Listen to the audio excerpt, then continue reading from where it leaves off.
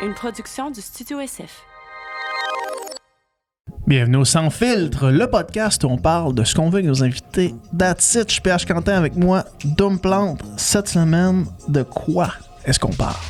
Cette semaine, on parle de transport avec Fanny Tremblay-Racicot, qui est professeure à l'École nationale d'administration publique, puis qui est une experte en transport puis en développement urbain, en fait. C'était vraiment fascinant. En fait, j'y ai écrit directement après l'annonce du gouvernement sur le nouveau troisième lien, le changement de plan en termes de troisième lien. Quand même un débat de société au Québec important, puis un projet majeur. Puis c'est quelqu'un qui s'adresse souvent aux médias, puis qui dit vraiment, qui passe pas par quatre chemins pour dire qu'est-ce qu'elle pense de différents projets. Puis évidemment, son opinion est toujours basée sur son expertise, sur la science. Donc, c'était super intéressant, en fait, d'avoir son opinion sur ce projet-là, entre autres, mais aussi sur d'autres projets dans d'autres villes qui ont fonctionné, sur aussi la réalité à Montréal, sur qu'est-ce qu'on pourrait faire plus largement au niveau du Québec, puis quelles sont les solutions, en fait, sur le transport, en fait, juste dans le futur. Puis tout ça avec des pointes d'humour et de légèreté qui étaient vraiment super le fun. C'est vraiment une super cool fille, fait que c'était vraiment le fun. Ouais, vraiment. Puis on se demande souvent, tu sais, dans le podcast, on rencontre des experts qui parlent de X ou Y sujet, puis on dirait qu'on est comme vraiment tout le temps à genre un moment charnière dans la direction vers laquelle on va se diriger en tant que société, là. Que ce soit pour l'intelligence artificielle, pour les transports, pour la lutte au changement climatique. Comme Émile Roy nous avait dit il y a longtemps, puis on dirait qu'on est encore plus là en ce moment. On est comme à mi-chemin on est au Y entre une utopie puis une dystopie. Puis vous allez voir, on en parle un petit peu justement dans le podcast. Fait que écoutez, sans plus attendre, bonne écoute. Bon podcast. Le podcast de cette semaine est présenté par nos amis Manscaped. Puis ils nous ont demandé de le dire comme ça. Manscaped ont leur nouveau kit pour la barbe qui est mon nouveau go-to pour la barbe. Ils ont leur Beard Edger ici. Okay? Ça, c'est leur nouvelle tondeuse électrique pour la barbe. Puis c'est incroyable parce qu'il y a 20 grandeurs sur le Beard Edger. À même la tondeuse. Pas besoin de changer le genre de trucs en plastique sur le top. Fait que là, je vous laisse dans le secret des dieux. OK? Moi, je fais 0.5 sur les joues. Puis dans le cou. OK? Puis je me mets à 5 pour le goatee. Ok, toi, tu vas pour le beigne. Ouais, parce que j'ai vraiment une pilosité de merde sur les joues. Fait que je me dis, je veux pas essayer. Là en ce moment, ça fait un petit bout que je l'ai fait. Fait que je suis pas clean. Là. Mais je me dis, ça vaut pas la peine d'essayer de faire comme si j'avais de la barbe. Ces joues, j'en ai pas. Mais j'ai une bonne moustache puis un bon bang. Fait que je me suis dit, c'est ça que je vais faire. Mais avec le Beard Edger, je suis capable de faire ça one shot. C'est le meilleur outil que j'ai utilisé. Puis j'en ai utilisé quand même beaucoup. Vous le savez, moi, quand je faisais de la natation, je me rasais les jambes. J'ai utilisé des clippers toute ma vie. Ben ça, c'est de loin le meilleur. Et le plus utile. Puis non seulement, les clippers est incroyable, mais ça vient avec tout un kit pour avoir la barbe idéale, la barbe parfaite, qui sent bon, qui est bien taillée, qui est bien soignée, qui est bien huilée. Dans le fond, là, il y a même 6 étapes. C'est même détaillé ici, les 6 étapes faciles pour avoir une barbe incroyable. On a du shampoing revitalisant, le peigne. Après ça, on passe la tondeuse, on finit au ciseau. On a une petite brosse et on se met une petite huile pour qu'elle soit bien nourrie. Et c'est vraiment, là, après ça, votre barbe, c'est la meilleure barbe. Puis non seulement si vous avez une barbe, c'est de la bombe, mais si vous datez quelqu'un qui a une barbe, moi, ma blonde, elle me dit que depuis moi, ma blonde que je fais a une ça, barbe. Non, mais elle me dit que depuis que j'utilise les produits, que je fais la routine, je pique moins, je suis doux, puis c'est beaucoup plus le fun m'embrasser. Fait que utilisez notre code promo sans filtre pour 20% de rabais et la livraison gratuite. Assurez-vous d'utiliser le code pour leur dire que c'est nous qui vous envoie. Ça nous aide, ça les aide, ça aide tout le monde. Puis merci Manscaped. Oui.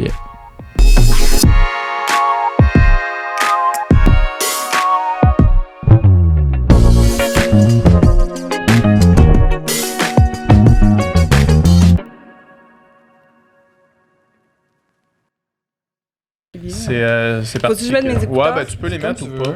Non. Pas obligé. Mes cheveux. Ouais. Compliqué. Compliqué avec tes écouteurs. Compliqué.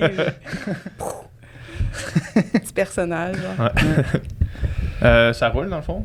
Bon, on est parti? Ouais, on est Yeah. parti. Merci d'être là. Ça fait plaisir. Yes. Venu tout droit de Québec. Ben oui. Ouais. En train, tu disais tantôt? Oui, en train. C'était comment ton expérience? Là, c'est le deuxième podcast que je pars en parlant du Ah train bon? Québec-Montréal. Là, parce que moi, j'habite à Québec aussi. OK. Fait que je viens souvent ici. Ah bon? Puis on avait reçu Paul Saint-Pierre Plamondon. Puis j'ai Mhm. commencé un peu en tabarnak le podcast parce que Ouais. mon expérience avait été misérable. Là, tu sais, ça a tellement coûté cher, ça a tellement été long. Puis j'avais aucun contrôle sur comme mes allées et venues. Là. Ton expérience de train est comment? Ben, je dirais que ça dépend des fois. Ouais. Mais cette fois-ci, ça a bien été. Puis il faut savoir qu'est-ce qu'on veut faire. Est-ce qu'on veut atteindre Montréal le plus rapidement possible? Ouais. Ou on veut atteindre Montréal en travaillant? Moi, j'avais du travail à faire hier. Et heureusement, la connexion était bonne. Heureusement, C'est mon ça. ordi n'a pas buggé. C'est ça l'affaire. Mhm. Donc, non, ça s'est super bien passé. J'ai pu catch up on work. Fait que, bien contente, j'ai... Une bonne expérience, somme toute. Ouais, là. j'ai pourquoi- corrigé. Pourquoi qu'on choisirait le train ou plutôt que l'autobus? Pour le confort, genre? Ah, ben, Québec-Montréal, c'est vraiment intéressant. Moi, avant quelques mois, là, chaque fois que je faisais Québec-Montréal, c'était en bus, parce que ça prend 2h30. Mhm. Puis il y a vraiment plus Ben oui, c'est d'horaires. ça. Ouais. C'est vraiment rapide, là. Ouais. Tu sais, Sainte-Foy, Berry, là, des fois, c'est 2h30 le soir, là. Ouais. Donc, quand je voulais un horaire flexible, quand j'étais au postdoc à l'UQAM, je faisais Québec-Montréal en bus parce que l'arrêt était juste à côté de l'UQAM puis du métro et tout ça. Mais maintenant, depuis que je me suis habituée à travailler sur la route, parce que je travaillais pas. Mais maintenant, je travaille sur la route, fait que je préfère les trains de Via où je suis plus Plus confortable. pour travailler. Ouais. Puis, tu sais, quand je fais des longs déplacements en classe affaires, je veux pas faire de pub, mais tu sais, t'as quand même un repas. Fait que t'as ton per diem, tu sais, c'est parfois économe de prendre la classe affaires puis de travailler puis manger que juste être en bus perdre ton temps. Là. Donc, ça dépend vraiment qu'est-ce qu'on veut faire. Moi, je suis en train de passer mon permis de conduire. Là. Fait que, Ouais. peut-être qu'un jour, je vais le faire en auto, là, mais c'est pas dans les plans encore. Félicitations, gros setup. Gros setup. Ah, c'est vrai que moi, on dirait que le permis de conduire, c'est comme, je sais pas, les gens qu'on était, c'était comme on attendait d'avoir 16 ans. Puis Ouais, comme à 16 ans, c'était la c'était comme grosse let's go. étape. C'est comme tu fais ton examen la journée de ta fête. là. Ouais, exact. Là, ça va être ma fête. Puis je me fais tellement écœurer parce que j'ai pas mon permis. Je veux taire mes T'es détracteur. détracteurs. Toi, Puis prendre mon t'as-tu grandi à Québec ou est-ce que tu viens de Québec? Oui, quartier Montcalm. Je suis allée à Anne-Hébert, pour ceux qui connaissent Wow. la ville de Québec. Anne-Hébert, ensuite Saint-Charles. Université Laval, bac maîtrise. Puis là, j'ai commencé à voyager. Là, j'ai eu une bourse, dans le fond, pour l'Université de Toronto pendant 1 an, pendant Ok. mon bac.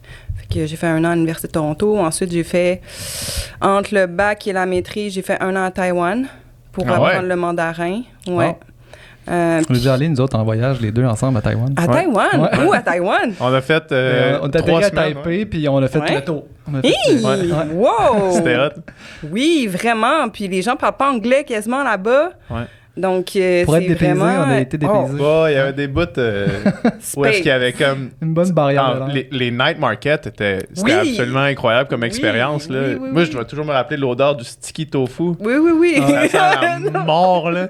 Des Puis, kilomètres à la j'en ronde. reviens Ouais. pas, ouais. Puis c'était le fun Ah non, aussi c'est parce que l'enfer. une autre affaire qui m'a marqué, puis je sais pas pourquoi, ben là, partons sur cette parenthèse-là, mais on avait vraiment l'impression, à l'intérieur même de 300 km, d'être à des endroits complètement différents, tu sais, parce que à Taipei, c'est vraiment, tu sais, métropole asiatique, super bruit, tu sais, beaucoup de bruit, beaucoup de C'est mouvements. comme gris, en tout cas, je sais pas si c'est tout le temps comme ça, Ouais. mais tu sais, c'était comme un peu Un genre de nuageux, smog, gris, ouais. smog, là, tu sais. Puis là, après ça, on sort de là, on était sur la côte est, dans un petit village, puis là, c'est comme, il fait full beau. Gros soleil, Je des suis jamais plages, allée du sur la surf. côte est là. j'ai habité là 1 an, je suis pas allée sur la côte Ah ouais? est. C'est tellement... J'ai entendu tellement de bien, là. Je suis allée dans les montagnes, mais j'ai pas traversé par train, là. OK. Ouais, parce qu'il y, Vous êtes vraiment il y a un chanceux, TGV, dans le fond, ou l'équivalent d'un TGV. Tu sais, il y a un train qui fait vraiment toute toute l'île ensemble, là, tu sais, Ouais. puis on Moi, je était suis allée remonté par là. jusqu'au sud, Ouais. mais par la côte C'est ça, le ouest. sud, on est allé, c'est où donc? Kenting. Kaohsiung. Kenting, ouais. Ça avait l'air Ouais. vraiment d'une place, genre, dans le sud de vacanciers, là, Ouais. tu sais. Mais c'est ça, fait qu'on on a descendu par la côte est, on a arrêté d'un peu dans un petit village, puis on est arrivé au sud, puis on est remonté par la côte ouest, mais vraiment plus rapidement, là, où est-ce que c'est plus peuplé, plus les grosses villes. Ouais. C'est vraiment l'histoire super. de Taïwan, ouais. Puis, tu sais, il n'y a pas beaucoup de touristes là-bas. Non. Puis, il y a beaucoup de... Nous, on a visité des places où c'était du tourisme écologique aussi. Donc, c'est vraiment, tu sais, si on veut être dépaysé, c'est... C'était cool. Mais le gens se demandaient qu'est-ce qu'on faisait là. Ouais. Les deux blancs qui se promenaient, puis genre, tu sais, mettons, je me souviens, tu sais, mettons, à un moment donné, il y avait un autobus de jeunes, puis genre, tout le monde était dans leur fenêtre à nous regarder comme si on était des extraterrestres. Moi, j'avais les cheveux rouges en plus dans cette période-là. C'est en quelle année? 2016. Ouais. OK. Mars 2016, je pense. On avait trouvé un espèce de deal incroyable. C'était genre 580$ aller-retour. Là. Ouais. En tout cas.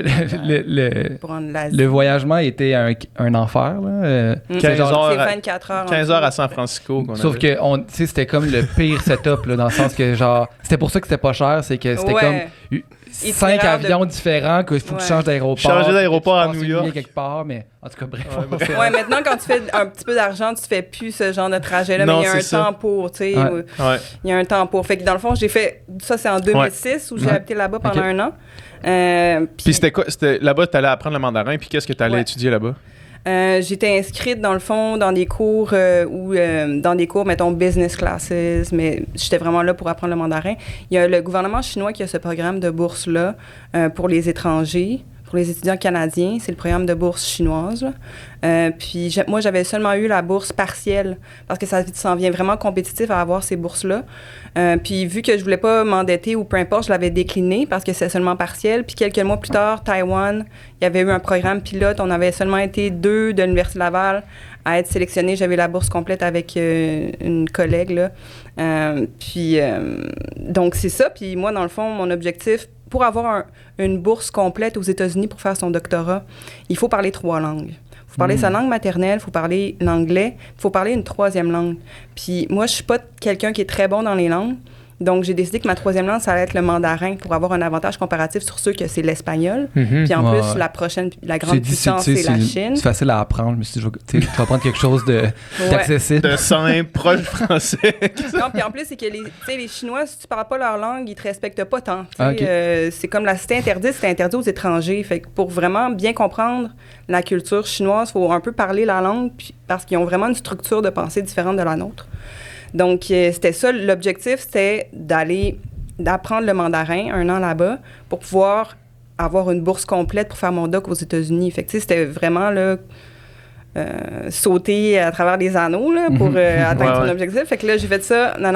Après ça, je suis revenue à Québec, fini ma maîtrise. Puis après ça, j'ai eu la bourse complète pour Temple University pour faire mon doc. Puis j'ai fait 4 ans à Philadelphie.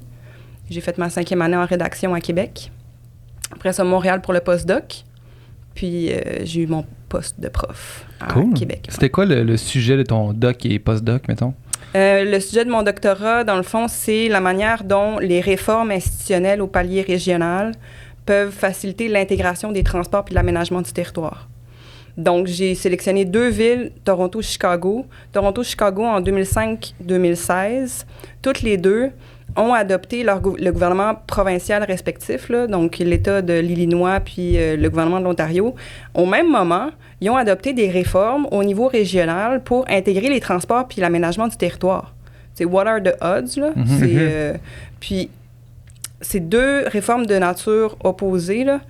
Donc, à Chicago, ils ont fusionné l'Agence de planification des transports puis l'Agence de planification de l'aménagement du territoire. Donc, c'est plus une réforme horizontale fonctionnelle. Puis, à Toronto, bien là, c'est le gouvernement de l'Ontario qui a vraiment mis en œuvre une réforme verticale qui a imposé un plan de gestion de la croissance, qui a imposé une ceinture verte, qui a créé Metrolinx, son agence de transport, qui est beaucoup plus top-down. Fait que j'ai fait une étude longitudinale 10 ans après, quels étaient l'impact de ces réformes-là sur le processus de planification au niveau régional, sur le choix d'investissement en transport, puis sur l'occupation du sol, l'aménagement du territoire. Donc, c'était ça sur quoi portait ma thèse. Fait que je m'intéresse, dans le fond, aux questions. Mon grand objectif, c'est la diminution des GES qui proviennent des transports au niveau régional, mais l'aménagement du territoire, c'est vraiment un intrant, c'est un déterminant des choix de mode et tout ça. Donc, comment on fait pour intégrer les 2 au niveau régional? Puis c'est essentiellement un problème politique. Fait que c'est pour ça que j'étudie, ma thèse est en études urbaines, mais les études urbaines, c'est pas une science, c'est pas, mettons, la science politique, l'ingénierie et tout ça. C'est comme c'est interdisciplinaire, multidisciplinaire. Il y a géographie, il y a Sciences Po, il y a sociologie, il y a des études plus critiques et tout ça. Puis moi, j'ai vraiment fait une thèse de sciences politiques parce que c'est les institutions, parce que c'est des choix politiques. C'est vraiment institutionnel, là. Ouais. Donc, c'est une thèse essentiellement de Sciences Po parce que moi, je viens de Sciences Po puis je voulais pouvoir travailler dans un département de sciences politiques ou d'administration publique. Mais je voulais avoir une scolarité qui était vraiment plus intéressée vers les problèmes urbains. Fait que c'est pour ça que je suis allée aux États-Unis faire ma thèse en études urbaines, parce qu'en Sciences Po, dans le fond, le palier municipal de gouvernement, c'est considéré juste comme un palier administratif, parce qu'au Canada, par exemple, les municipalités sont des créatures des provinces. Puis c'est un palier administratif pour la provision de services, services des matières résiduelles, services à la propriété. Les municipalités exécutent les plans des paliers supérieurs. Maintenant, il y a comme une transformation de la chose municipale. Maintenant, c'est le gouvernement de proximité et tout ça. Mais historiquement, en sciences politiques, le palier municipal, c'est pas considéré comme étant un palier de gouvernement en soi. Fait que c'est toujours négligé. Puis c'est qu'on le voit aujourd'hui dans les médias et tout ça, dans l'actualité, c'est un palier de gouvernement qui est appelé à prendre de plus en plus d'importance, tu sais, puis à avoir un rôle central dans les affaires publiques. Donc moi, c'est pour ça que je voulais avoir une scolarité, je voulais avoir des cours spécialisés en affaires municipales. Fait que c'est pour ça que j'ai fait un doc en études urbaines. Ouais. Puis, long story short. Sur ces deux études de coloc que tu mentionnais, là, Chicago et Toronto, qu'est-ce qui en était ressorti? 10 ans plus tard, qu'est-ce qu'il y avait, mais mettons, les grandes lignes qui avaient marqué ton... J'étais là contente de pouvoir plonger dans tes... Non, mais j'ai fait ma thèse en 2015, là, on est quasiment... Ça fait 8 ans, ouais, je m'en rappelle. Ouais, mais mettons, les grandes lignes, puis qu'est-ce qu'on pourrait en retirer, là, tu sais, mettons, à la plus grande... C'est vraiment compliqué. Ouais. Mais pour faire simple, ouais. Quand il y a une réforme, il y a des nouvelles ressources, ça brasse les cartes. Fait que du côté du processus de planification, il y a des améliorations. Il y a davantage de ressources qui sont octroyées au processus de planification régionale. Il y a des plans qui sont développés. Il y a des processus de consultation. Il y a des ressources en planification qui sont octroyées à la nouvelle agence. Parfois, il y a des pertes d'expertise, mais ça dépend comment tu fais ta réforme. Tu peux donner davantage de pouvoir à une nouvelle agence ou tu peux créer une nouvelle agence de toutes pièces. Il va y avoir une différence, tu sais. Mais il peut y avoir davantage de capacités financières, de ressources humaines, techniques pour le processus de planification quand il y a une réforme.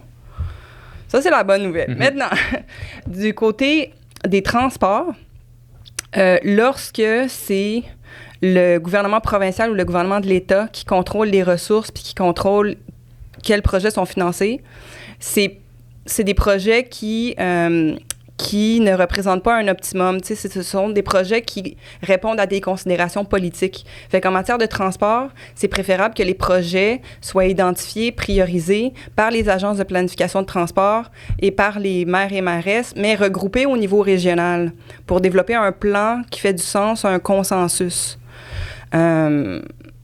Donc, pas les intérêts de certaines villes, mais avoir développé un plan régional par les agences de transport qui ont toute l'expertise et les connaissances, puis les maires et mairesses qui connaissent là où on veut développer le territoire. Puis qui connaissent aussi, parce que c'est pas juste une question de tracer une ligne sur une carte, un plan de transport. Il y a des gens qui habitent là. Il y a des populations qui ont besoin d'avoir accès au transport collectif. Fait qu'il y a tout un enjeu redistributionnel qui est important. Donc ça, c'est les transports. Juste pour faire le sommaire de ce que tu viens de dire, c'est pas souhaitable que ce soit juste un bonhomme qui habite pas dans la ville qui décide qu'on creuse un tunnel en dessous d'un fleuve, par exemple. Ouais. C'est souhaitable qu'on laisse ça entre les mains des gens qui connaissent ça et qui habitent la ville, mettons. Oui, mais d'un autre côté, qui était le plus grand défenseur du troisième lien? C'est le maire Léoulier, c'est le maire de Lévis. Ouais. Fait qu'il faut vraiment... Même ses plus grands détracteurs étaient le maire l'autre bord, par exemple. Pas tant. Ah non? Non. Parce que si tu regardes historiquement, là, le maire Labaume, là, il a bouché son nez, puis il s'est assis là, autour de la table là, lorsque le réseau express de la capitale a été annoncé parce qu'il fallait qu'il fasse du marchandage pour son tramway. Mais il a quand même produit des études qui démontraient que s'il y avait un troisième lien à faire, il devrait être à l'ouest, parce que 70 à 80% de la circulation des origines-destinations se fait à l'ouest. Donc, il a produit des données pour démontrer que le troisième lien ne devrait pas se faire à l'est ou de centre-ville à centre-ville, mais politiquement, il doit aménager ses relations, tu sais. Fait que oui, c'est sûr que c'est préférable que ce soit les maires et mairesses au niveau régional qui ait un consensus qui soit déterminé avec les agences de transport, mais il faut aussi qu'il y ait des critères qui proviennent des paliers de gouvernement supérieur, comme aux États-Unis, chose qu'on n'a pas au Québec. OK. Des critères du genre, il faut qu'il y ait un plan de transport régional sur 25 ans qui soit développé avec les citoyens. Il faut qu'il y ait un plan d'investissement quinquennal qui respecte la contrainte budgétaire. Il faut que l'ensemble des parties prenantes soient autour de la table. Donc, il faut qu'il y ait des critères de financement. Mais le fédéral l'a un peu avec les programmes d'investissement, a dit « Ah, on n'a plus de fonds, nous, pour l'accroissement de la capacité routière. On a juste du financement pour le transport collectif. » Donc, ça, c'en est une forme de critère. Mais vous voyez ce que je veux dire, tu sais. Donc, le transport. Donc, il faut que ce soit planifié au niveau local et au niveau de l'aménagement du territoire, par contre, selon mes recherches, je pense que c'est préférable qu'il y ait des critères qui proviennent du palier provincial. Parce que les maires et mairesses n'ont pas l'intérêt de ne pas développer leur territoire. Donc, c'est leur intérêt de toujours développer à cause de la manière dont la fiscalité est faite. Donc, comme par exemple le modèle ontarien avec la ceinture de verdure, là, bien ça, c'est pas les maires ensemble qui vont décider qu'il va y avoir une ceinture de verdure autour de Toronto, autour de Montréal. Il faut que ce soit les paliers supérieurs qui interviennent puis qui imposent des critères. Puis finalement, bien, c'est la fiscalité. On ne peut ignorer la fiscalité. Toute réforme au niveau régional qui vise l'intégration des transports, l'aménagement du territoire puis le développement urbain durable, qui ignore la fiscalité, est vouée à l'échec. Parce que c'est le déterminant des intérêts des acteurs au palier local. Puis, mettons, pour clore, mettons, le dossier des sujets de tes études, puis pour parler précisément du contexte ici, mais dirais-tu, mettons, que selon ton expertise, que les deux cas que tu as étudiés, puis ton objectif étant, tu l'as dit tantôt, de la diminution des GES, est-ce que ça a été un succès, finalement? C'est vraiment une bonne question. Dans le fond, quand est venu le moment d'étudier l'impact sur l'aménagement du territoire ou l'occupation du sol, qui est un déterminant des choix de transport, 10 ans, c'était pas assez pour constater les effets. Très difficile à mesurer. Puis c'est très difficile de faire le lien causal entre la réforme, la densification, les choix de mode, les investissements. Ça s'observe vraiment sur le long terme. Donc, non. J'ai pas réussi à observer une diminution des GES qui proviennent des transports. T'sais, on est vraiment comme en amont des choix puis des effets. Là. Ouais. Par contre, le cas de Seattle, qu'on a étudié avec une équipe de recherche qui a été pilotée par Jean Mercier, j'ai travaillé avec cette équipe de recherche-là pendant presque 10 ans. On a étudié les instruments de politique publique. Donc, les instruments, c'est les méthodes de mise en œuvre des politiques. Donc, la carotte, le bâton, l'information, les mesures incitatives, les mesures dissuasives, la sensibilisation, la gouvernance, puis tout ça. Puis on a étudié les villes américaines d'Amérique, Curitiba au Brésil, Seattle, Toronto, Chicago, Boston, Montréal. Toutes des villes qui ont des bonnes parts modales pour les transports collectifs. Puis on a regardé quels instruments les différents paliers de gouvernement avaient mis en œuvre pour atteindre ces résultats-là. Dans le cas de Seattle, on a observé des choix d'instruments qui ont fait en sorte qu'il y a seulement 25% des gens qui prennent leur auto pour aller travailler au centre-ville le matin.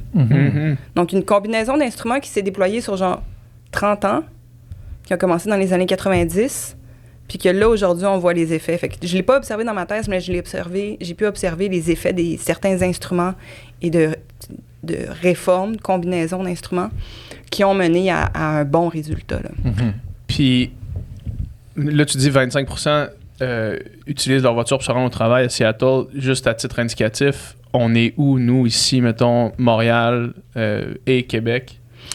Montréal centre-ville, de mémoire, là, c'est 50% des gens qui prennent les transports collectifs et actifs dans le centre-ville de Montréal pour se déplacer le matin. Fait que ça, c'est des super bonnes parts modales. Mais ceux qui viennent au centre-ville travailler le matin, j'ai pas les chiffres en tête, là. Okay. Mais globalement, la part modale des transports collectifs Et je voudrais pas dire des choses, des chiffres qui sont pas corrects, mais disons, par modal des transports collectifs à Québec, c'est en bas de 10 OK. C'est vraiment pas beaucoup. C'est vraiment pas beaucoup. Ouais. Puis tu parlais des moyens que Seattle avait pris années 90 jusqu'à maintenant, où est-ce que là, maintenant, on observe un changement positif. C'est quoi ces moyens-là qui ont été pris à Seattle, dans cette étude de cas-là? Oui, dans le fond... J'aime ton sourire qui dit « C'est compliqué, mais je vais essayer de... » Non, c'est mon sujet préféré. Ah ouais? Genre, c'est juste un sourire de pure bliss. Je peux en parler. Dans le fond, ça a commencé en 91 avec un plan de gestion de la croissance. Donc, on a imposé aux villes de densifier. Donc, la ville de Seattle a fait des urban villages, l'équivalent de la ville de 15 minutes, l'équivalent des tas, donc vraiment la densification autour des points de transport collectif. Je veux qu'on revienne tout à l'heure sur ces concepts-là. Parce que ça m'intéresse, la ville de 15 minutes, même si conceptuellement, j'en ai entendu parler déjà, mais plus tard, on y revient. Ben, c'est toute la même chose. Le tas, la ville de 15 minutes, les urban villages, le new urbanism, c'est toute la même chose. C'est juste des mots différents. Ouais. Mais il y a des critères dans le fond. Il y a plusieurs D, là. C'est density, diversity, design. Donc, densité, mixité, un design pour la marchabilité, puis l'utilisation du vélo, la distance des transports collectifs, puis l'accès à la destination. Donc, il faut qu'il y ait du transport collectif également. Mais il y a plusieurs autres D qui se rajoutent, là. Puis, idéalement, tu sais, l'approche de la mobilité durable du gouvernement du Québec, c'est basé sur une approche internationale qui s'appelle RTA, réduire, transférer puis améliorer. Réduire, c'est réduire la demande en déplacement. Puis comment tu réduis ta demande en déplacement? Bien, c'est par l'aménagement du territoire, beaucoup. Donc, réduire la fréquence du déplacement, réduire la durée du déplacement. Puis c'est ça, la ville de 15 minutes. C'est que tu as tout à proximité. Supposons, moi, j'habite à côté de la rue Cartier, à Québec. J'ai tout. Ouais. C'est même pas 15 minutes, c'est genre 5 minutes. Ouais. Donc, puis l'ENAP est à 15 minutes à pied. C'est ça, la ville de 15 minutes. C'est que j'ai pas besoin d'auto. J'ai pas besoin de voiture. J'ai pas besoin de mon permis. Arrêtez de m'éclairer. Fait que, dans le fond, c'est ça. C'est ça, en gros, là. Fait que c'est tout le développement immobilier, c'est l'aménagement du territoire. Fait que pour revenir à Seattle... Ouais. Seattle. Écoute... 91, ils mettent en place ces politiques-là. C'est ça, exactement. Ensuite, ils obligent les grands employeurs à avoir des plans de gestion des déplacements de leurs employés. Donc, prévoir, regarder les employeurs, les grands employeurs de plus de 100 employés, là, d'avoir des... des études, des enquêtes sur les déplacements de leurs employés, d'atteindre des objectifs et tout ça, dès les années 90. Ensuite, progressivement, ça s'est développé, cette politique-là. Là. Donc, c'est une combinaison. Donc, de 1, tu as l'aménagement du territoire. De 2, tu mets le fardeau sur les employeurs. De 3, tous tes investissements en transport collectif, tu les passes par des référendums. Donc, au niveau régional, au niveau de la municipalité, tous les investissements en transport collectif, ils se financent des plans de transport avec...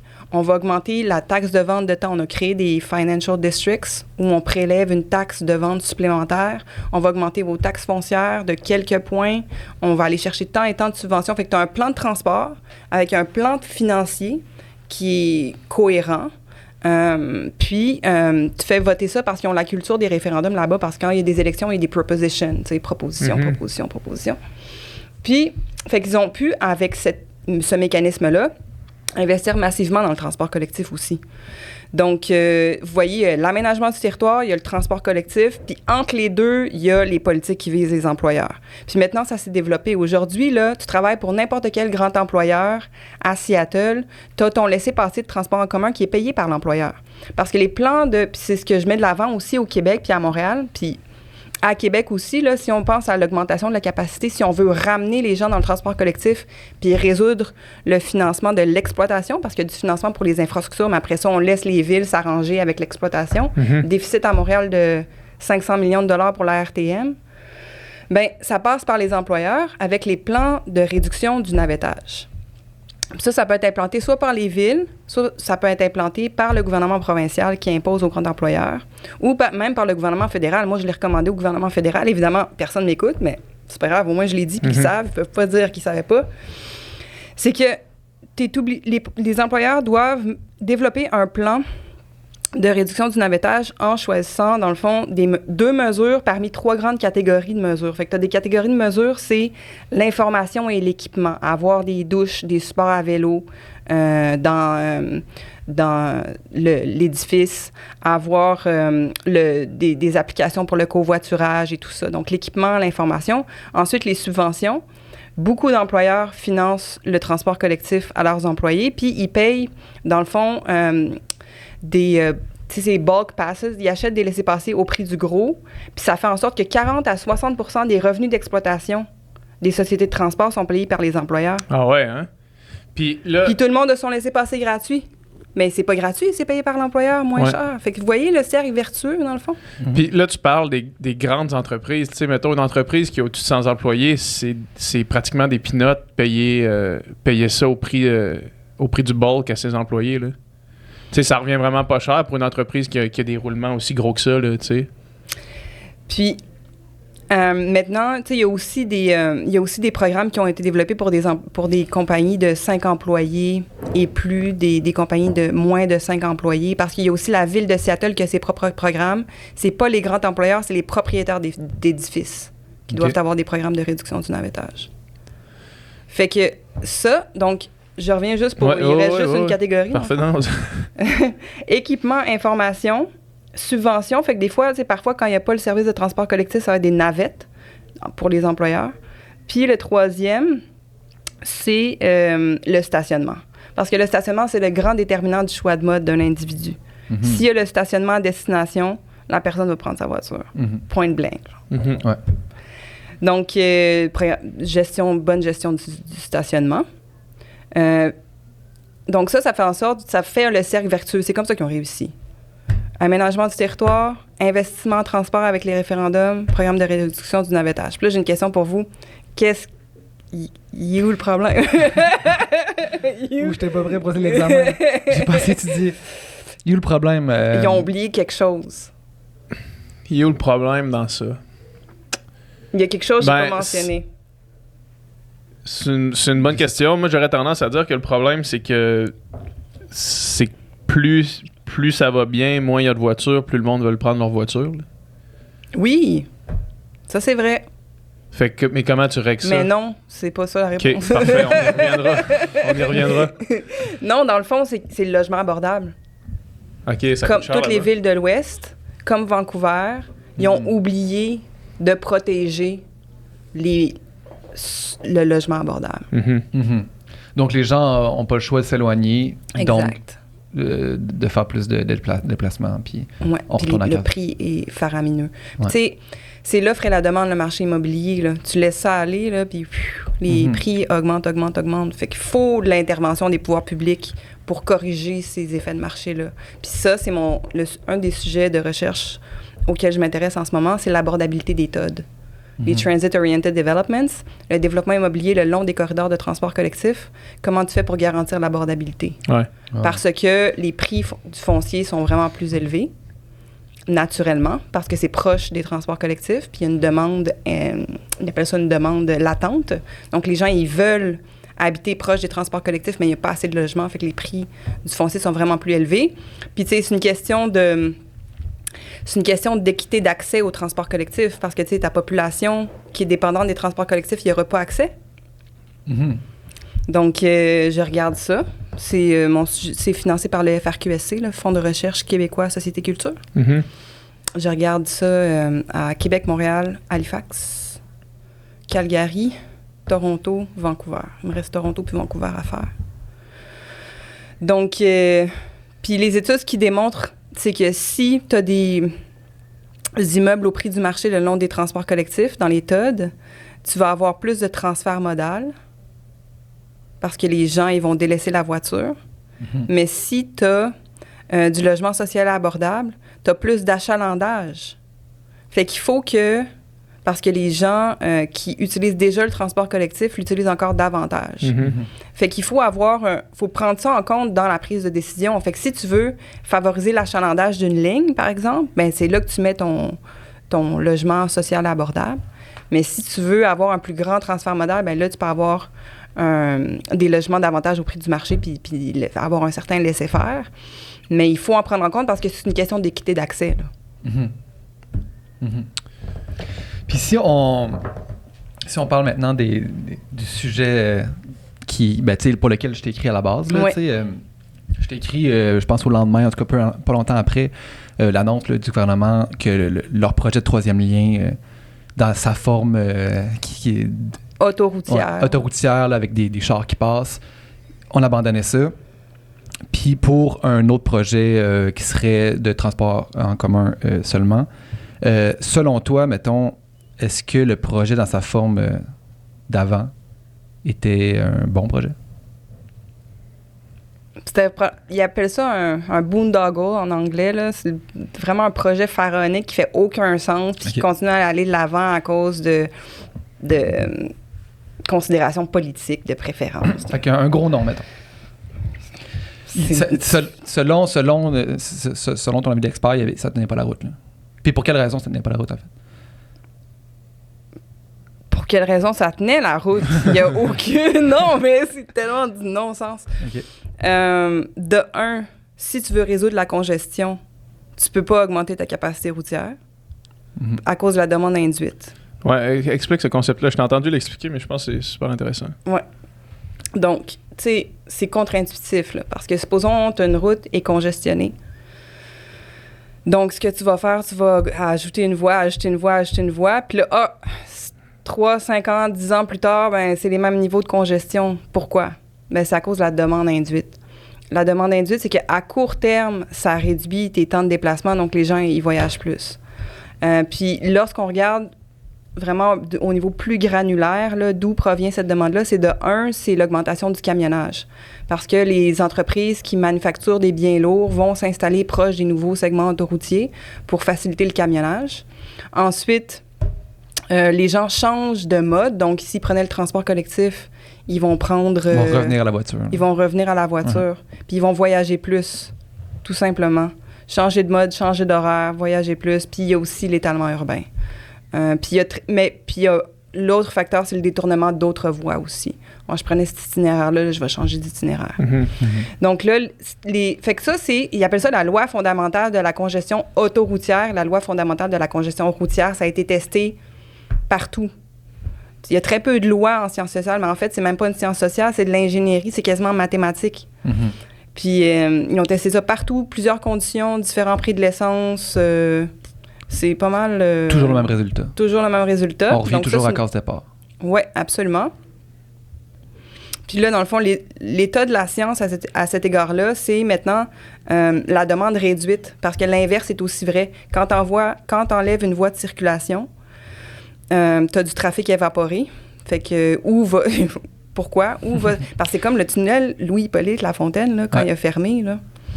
Les gens pensaient que ça allait être l'hécatombe totale, puis finalement, ça a bien été. C'est juste, c'est aussi long qu'avant, genre. C'est aussi long qu'avant. Ouais, j'ai passé dedans, genre, là, 2 jours, puis en plein heure de trafic, puis c'est aussi long qu'avant. C'est pas plus long. C'est une constante, c'est ça, c'est vraiment particulier.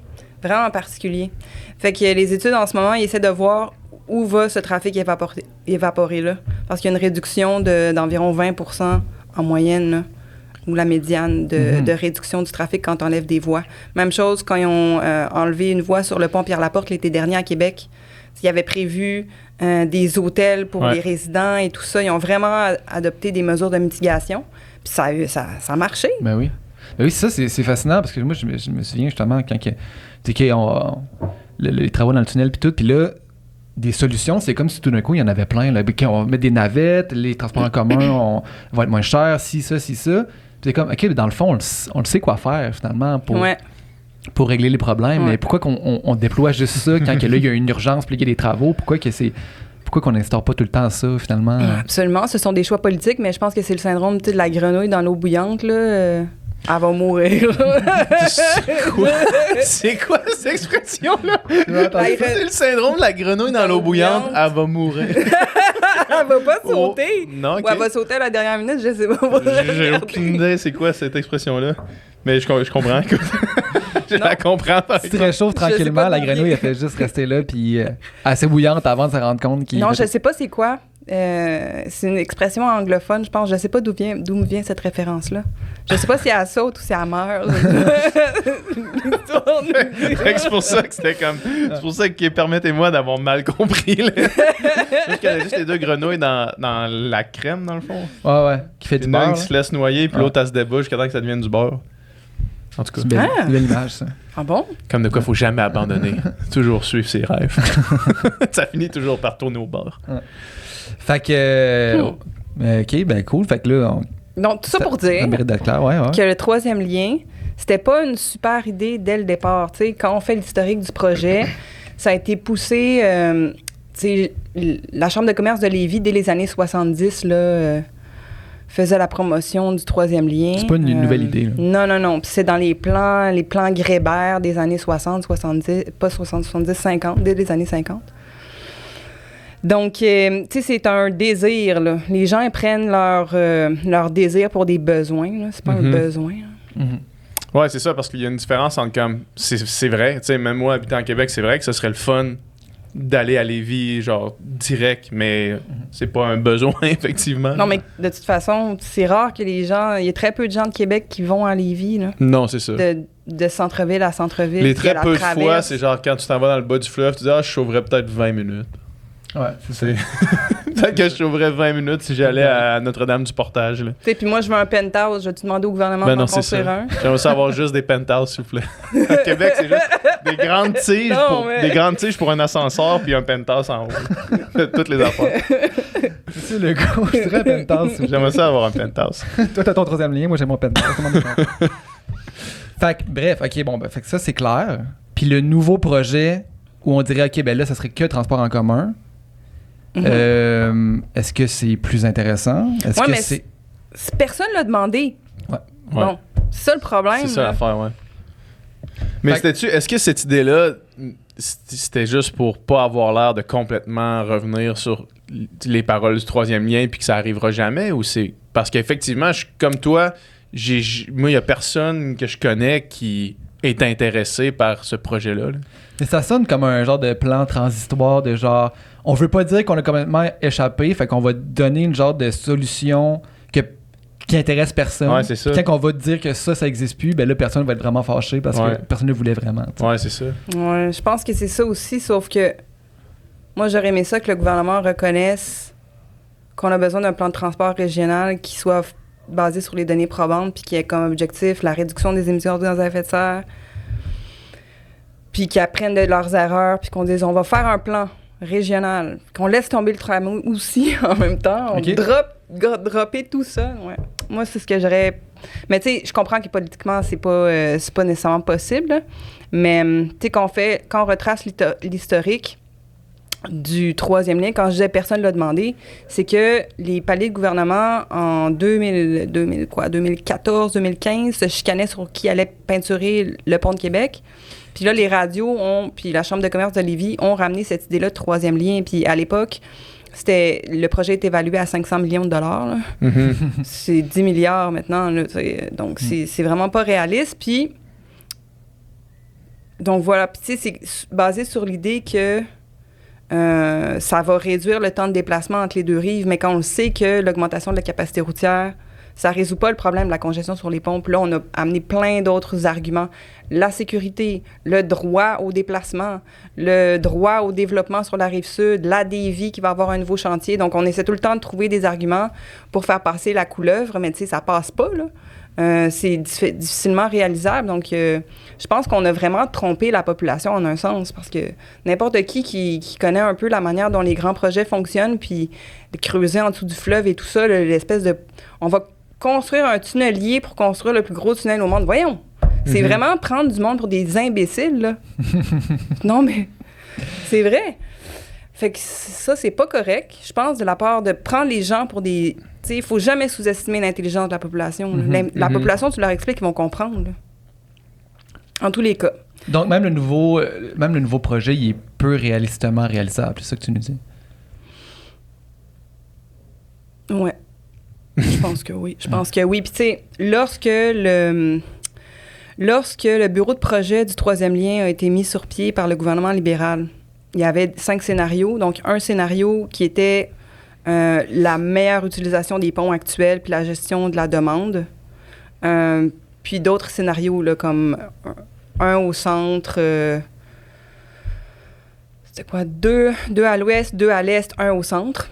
Puis lorsque le gouvernement de la CAQ est rentré, ils ont choisi seulement les scénarios à l'est, puis ils ont délaissé, dans le fond, le bureau de projet ne s'intéressait plus au scénario d'utilisation des ponts actuels. Fait que je pense que si l'étude originale s'était conduite, on aurait pu identifier les meilleures mesures sur les ponts actuels. Puis je pense que les dernières... Là, l'information commence à sortir.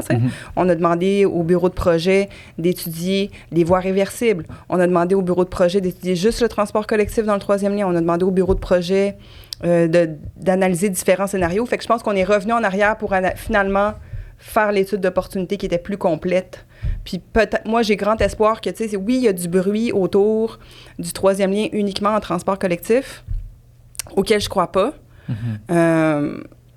Mais malgré tout, je pense que les bonnes décisions vont se prendre parce que là, la Société des traversiers du Québec va probablement racheter des traversiers où on peut circuler en voie automobile parce que c'est quand même... Il y en a un lien, il y a quand même un traversier. Là, oui, c'est ça, c'est le troisième lien. Oui, exact. Peut-être qu'on peut ajouter des navettes fluviales entre les deux rives pour les cyclistes, puis en prendre davantage, les cyclistes puis les piétons, mais aussi avoir une option pour les véhicules. Puis ça, ce qui était dans les plans, c'est qu'il n'y en ait plus là, de traversier avec les véhicules entre les deux rives. Puis là, on revient sur la décision. Là, on analyse la voie réversible sur le pont. On dit, c'est peut-être pas une bonne idée, peut-être que la meilleure idée, c'est vraiment... l'accès au pont, donc revoir les spaghettis des ponts pour améliorer la fluidité parce que c'est une question d'accès au pont. Parce qu'une fois rendu sur le pont, il n'y a pas vraiment de problème.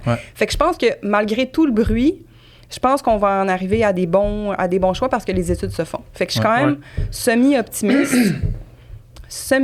Optimiste, parce que le tramway continue là, pendant ce temps-là. Là. Mais c'est ça, toi, le projet du tramway, c'est un projet en lequel t'as pas foi non plus? Non, parce que dans le fond, historiquement, là, le projet de tramway, je pense qu'il aurait dû se réaliser lorsqu'il y a eu les premières études de faisabilité du RTC en 2002-2003. Puis à l'époque, ça coûtait beaucoup moins cher, mais à l'époque, le gouvernement n'avait pas voulu le financer parce qu'il disait qu'il y avait des enjeux d'acceptabilité sociale. Parce que, tu sais, normalement, quand tu fais un projet de tramway, puis quand tu regardes les projets de tramway dans le monde qui fonctionnent, là, c'est que tu enlèves la capacité routière. Là. Donc, à l'époque, on avait jugé que c'était pas politique. Puis là, on le voit, tu sais. Là, en ce moment, il n'y a même pas de réduction de la capacité routière ou très peu avec le tramway. Puis les gens, il y a très peu d'acceptabilité sociale, là. Même si on a gardé, sinon augmenté la capacité routière à Québec. Fait que, tu sais. Puis à l'époque, on le savait-tu que le tramway était incompatible avec les arbres sur René Lévesque, les 3 boisés qui vont être coupés, l'impact environnemental des tramways, la dalle de béton? Donc, on le savait pas, ça. On l'a su, là, pendant l'étude du BAP, le Bureau d'audience publique sur l'environnement. C'est là où toutes ces informations-là, comme... les gens ont pas voté ou choisi en toute connaissance de cause, là. Puis même les prix. Puis c'est ça, il y a un scientifique qui s'appelle Ben Flyberg qui publie sur les méga-projets. Puis c'est comme le syndrome des méga-projets. Il y en a de moins en moins qui rencontrent leurs objectifs, puis il y en a de plus en plus qui sont construits, puis les politiciens continuent à aller de l'avant avec les méga-projets. Sauf que pour qu'un projet passe, on minimise les risques puis on maximise les objectifs ou les bénéfices qui sont associés à ces projets-là. Puis c'est ça qu'on voit avec le projet de tramway. Les coûts minimisés, les bénéfices maximisés parce qu'il y a eu des contre-études à l'achalandage qui démontrent que l'achalandage était... Il y a des stations, là, c'était 40% surestimé l'achalandage du tramway. Puis on voit avec la pandémie, ça comprend même pas les chiffres de la pandémie. Là. Fait que c'est sûr que moi, au début, là, j'étais pour le tramway, là, pour le tramway sur René Lévesque, parce que tu veux augmenter la capacité là où il y a le plus d'achalandage. Puis j'étais pour le projet qui avait été mis de l'avant par le RTC en 2002-2003, c'est-à-dire jusqu'à Marly. Essentiellement les axes existants. Puis à l'époque, c'était vraiment moins cher de faire des projets. Mais je pense qu'aujourd'hui, étant donné ce qu'on sait là, sur les coûts, sur les autres possibilités qui n'ont pas été étudiées, sur la dynamique de la circulation puis le développement immobilier à Québec, je pense que c'est pas le bon projet puis qu'il devrait pas être réalisé tout simplement. Je pense qu'on serait mieux sans. Tu sais, il y a le risque. Regardez à Ottawa, là, le LRT, avec les problèmes qu'ils ont, ça a tout déstructuré les transports collectifs. Il y a un risque que ça floppe solide, là. Puis là, on est dans une ville où, tu sais, là où le tramway passe, là, surtout au centre-ville de Québec, les parts modales des transports collectifs et actifs, c'est genre 50%. Déjà, les parts modales sont super bonnes. Puis à Québec, le problème, c'est le Bourgneuf. Le Bourgneuf centre-ville, il n'y a pas encore de lien direct en transport collectif. Puis aussi du nord au nord. Comme le Bourgneuf, le Bourgneuf, Charlebourg, Beauport, tout le nord qui se développe. Puis c'est ces gens-là que tu veux qu'ils embarquent dans le transport collectif, mais eux, ils n'ont pas d'offre. Puis ils sont contre le tramway. Puis en plus, il va falloir qu'ils débarquent à la Croix-Rouge. Ils ne pourront pas venir directement au centre-ville, là. Ils vont faire un transfert. Je le vois pas comment que ça peut bien aller. Je souhaite que ça se produise pas. Puis si ça se produise, ma crise, je l'aurais... Excusez-moi. Tu l'aurais dit. Je l'aurais dit, tu sais. Je dis et redis et re-redis, tu sais. Moi, que puis-je faire? Moi, je suis juste une scientifique, là. Je suis pas une politicienne, là. Puis, mais il y a quand même un problème à Québec de, tu sais, les gens... Tu l'as dit tantôt, je pense que c'est 10% des gens qui prennent des transports en commun pour aller travailler. Il y a une culture du char à Québec vraiment forte, là, vraiment plus qu'à Montréal.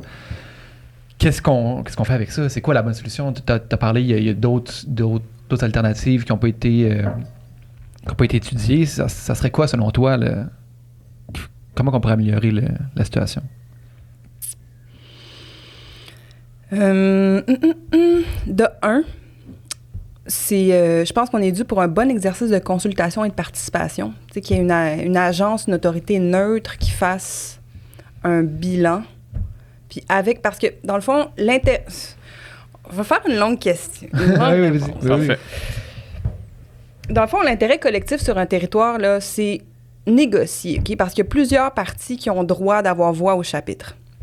Les promoteurs immobiliers ont droit d'avoir voix au chapitre. Les gens qui font du vélo, qui veulent marcher, ils ont droit d'avoir voix au chapitre. Puis les automobilistes, ils ont droit d'avoir voix au chapitre. Puis il faut prendre aussi soin des gens qui n'ont pas de voix. Donc, puis l'intérêt collectif, il est négocié. Fait qu'il faut que tout ce beau monde-là, là, qu'il y ait un forum pour que les gens se parlent, pour qu'il y ait un recadrage un peu des discours et des intérêts, pour qu'on en vienne à une solution qui est négociée par tout le monde, ce qui implique que personne n'arrive avec sa solution dès le départ, puis qu'on fasse des études où on étudie l'ensemble des options, que ça ne soit pas biaisé, puis qu'il y ait de l'information transparente. Comme ça, parce qu'à la fin, c'est sûr que c'est les politiciens qui choisissent où on fait après ça approuver par référendum, tu sais. Mais que les autres options qui n'auront pas été retenues, ben on sait pourquoi. Les gens, ils savent pourquoi il y a eu un débat, puis c'est ça, c'est ça. C'est comme les gens qui sont contre le tramway en ce moment, qui veulent un référendum. Ils disent, si ça passe, on va se taire. Ça va être la majorité qui va l'avoir. Tu sais, à un moment donné, comme je dis, il ne faut pas prendre les gens pour des nonos, là. Donc, de un, je pense qu'on est dû pour un bon exercice de participation et de planification qui est réalisé par une agence neutre, qui a des objectifs. Objectif de réduction des GES, objectif de transfert modal, objectif de nanana. C'est sûr qu'à court terme, tu sais, pour atteindre les objectifs du GIEC, qui est d'atteindre le pic des émissions d'ici 2025, ce qui est demain matin, c'est pas en construisant des grandes infrastructures lourdes qu'on va atteindre ces objectifs-là. Donc, il faut que ça passe essentiellement par des modes qui sont plus sobres en carbone, puis qui sont de manière corrélaire, là, qui sont plus sobres aussi financièrement. Donc, et qui sont plus sobres aussi en termes de temps à mettre en place. Là. Aussi. Donc, optimiser les structures qui sont déjà là, finalement, plutôt d'en construire des nouvelles. C'est ça que tu dis? Oui. Puis, tu sais, je veux dire, il n'y a pas de lien direct entre le Bourgneuf puis le centre-ville de Québec encore. Puis c'est le deuxième axe de déplacement. Commencez donc par ça. Passez par la Pente Douce, Marie de l'Incarnation, tchouk-tchouk. Puis les gens, tu sais, je pense que les opposants au tramway qui sont dans les couronnes nord, si on ne fait pas le tramway puis qu'on implante des voies réservées pour le transport collectif, les autobus et tout ça, je pense qu'ils vont l'accepter. T'sais. Probablement qu'ils vont le digérer beaucoup mieux qu'un tramway. Oui, je pense. Ouais. Puis aussi la question de la tarification, programme de réduction du navettage pour les employeurs, là, que les employeurs paient pour que les employés aient accès gratuit, là, puis que ça finance l'exploitation. Ça, je pense que ce serait une très bonne idée aussi parce que là, les gens... ils auraient le service, puis ils auraient aussi l'accès au service gratuit, mais ce serait payé par leur employeur.